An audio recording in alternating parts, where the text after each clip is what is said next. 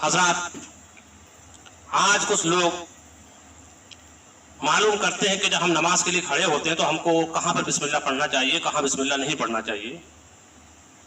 तो पूरा तरीका तो मैं पहले आपको बता चुका हूँ, पूरा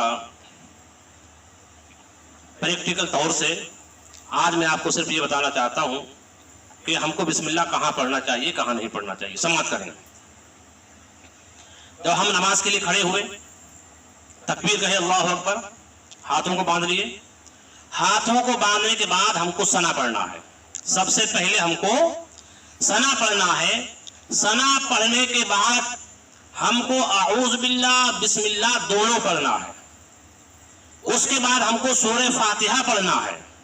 सूरह फातिहा पढ़ने के बाद हमको सिर्फ बिस्मिल्लाह पढ़ना है। बिस्मिल्लाह शरीफ पढ़ने के बाद हमको एक सूरह मिलाना है। एक सूरह मिलाने के बाद हम रुकू में जाएंगे, रुकू की तस्बीह पढ़ेंगे। सजदे में जाएंगे, सजदे की तस्बीह पढ़ेंगे। इसी तरह से हम जब दूसरी रकात के लिए खड़े होते हैं तो हमको सिर्फ बिस्मिल्लाह शरीफ पढ़ना है और सूरह फातिहा पढ़ना है। फिर बिस्मिल्लाह पढ़ना है, फिर एक हमको सूरह मिलाना है। सूरह मिलाने के बाद फिर हम रुकू करेंगे, सजदा करेंगे। यहाँ पर हमारी 2 रकात पूरी हुई।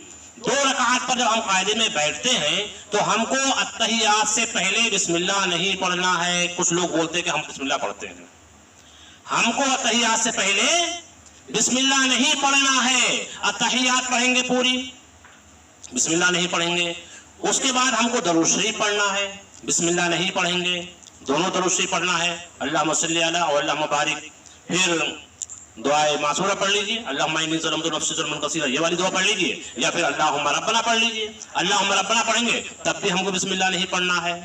ये 2 रकात नमाज आपकी मुकम्मल हुई। हमको कहाँ बिस्मिल्लाह पढ़ना है, कहाँ नहीं पढ़ना है, ये मैंने आपको अपनी वीडियो के जरिए बताया। तो मेरी वीडियो को आप हजरात शुरू से आखिर तक देखेंगे तो इंशाअल्लाह ताला एक दीनी मालूमात में बहुत अच्छा इजाफा होगा। लेकिन शर्त यही है कि देखेंगे तब।